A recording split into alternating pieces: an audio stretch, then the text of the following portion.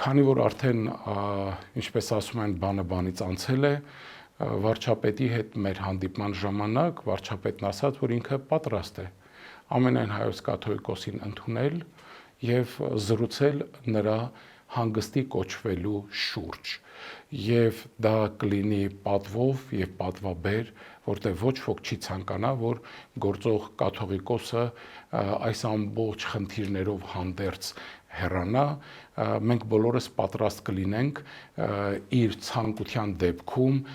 լինել իր կողքին, որպեսզի այդ խնդիրը խաղաղ ու հանգիստ լուծվի։ Ճիշտ այնպես,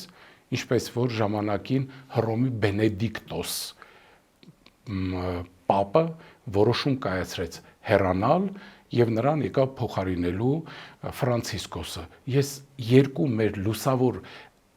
կաթողիկոսներին էլ հիշեմ այս հարցով, Սուրբ Գրիգոր Լուսավորիչը, մեր եկեղեցու հիմնադիրներից Լուսավորիչը, նա երբ որ արդեն կաթողիկոսությունը հաստատեց հայոց եկեղեցին, նա քաշվեց մի կողմ, գնաց ճգնելու, իր զավակներին թողեց, որտեղ այն օրերին ժառանգական էր։ Նույնը նաև Հովհաննես իր աշակերտ Դավիթին թողեց, այդ լուսավոր մարդը առանձնացավ ճգնելու։ Այդ աթոռը շատ ծանր աթոռ է, Սուրբ Գրիգոր Լուսավորիչի աթոռը ահավոր աթոռ է։